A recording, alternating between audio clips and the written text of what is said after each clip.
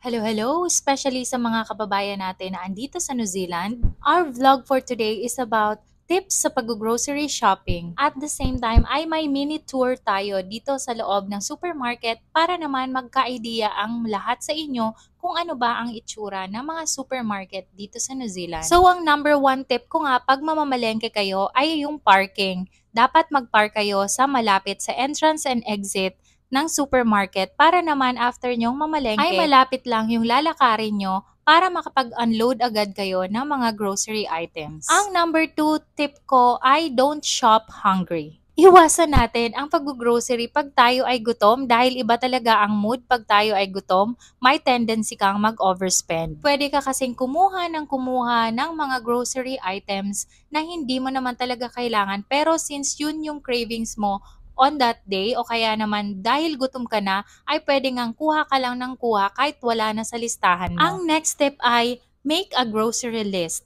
Very important na may grocery list tayo pag mamamalengke para wala tayong makalimutan at wala din tayong mapasobrang bili. Kaya i-ensure natin na yung grocery list ay magawa na natin a day before tayong mag-grocery para naman alam natin kung ano lang yung mga kailangan nating bilhin. Kaya very important din na alam natin kung anong mga meals or dishes ang lulutuin natin for that week para alam natin kung ano yung mga ingredients na bibilihin. Kaya kami sa bahay, kami ni Carlo ay nag-uusap kung ano yung mga lulutuin natin for that coming week para alam namin kung ano yung mga ingredients na kulang pa or kung ano yung mga dapat lang bilhin. Next step is dapat alam mo kung ano yung budget mo for the grocery. Mahalagang alam mo yung budget mo for grocery para alam mo din kung anong mga meals or dishes ang dapat mong lutuin na pasok sa budget. Syempre, kahit nasa budget tayo, kailangan nating i-ensure na healthy at nutritious ang kakainin ng buong pamilya. Ang next step natin ay bring your reusable bags. If you have reusable bags at home, always remember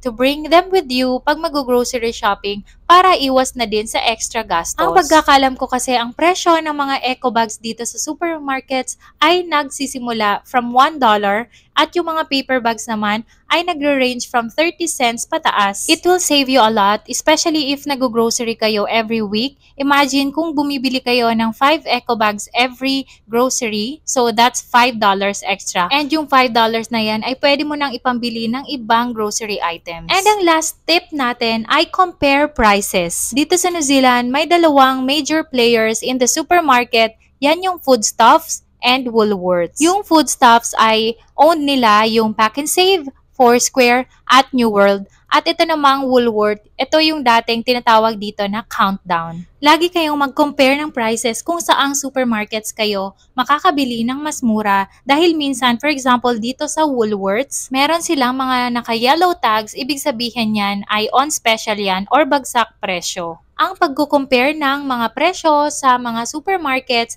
ay isang magandang paraan para makapag-save up kayo ng pera at mailaan nyo yung pera sa ibang importanteng bagay. Apart sa Pack and Save, Foursquare, New World, at Woolworths, may iba din namang mga supermarkets dito kung saan kayo makakabili ng iba ninyong mga kailangan. Siyempre, andyan yung mga Asian stores kung gusto nyong bumili ng mga Asian products ay pumunta lang nga kayo sa mga Asian supermarkets. And syempre, kung nanonood kayo ng mga vlogs ko, ay meron din ditong Filipino store kung saan kayo makakabili ng mga Filipino products, especially kung nagke-crave kayo sa mga products na to. Dito sa New Zealand ay mataas ang cost of living kaya very important na marunong ka talagang mag-budget ng income mo. So I hope nag-enjoy kayo at may natutunan kayo sa vlog natin for today. See you again next time. Bye!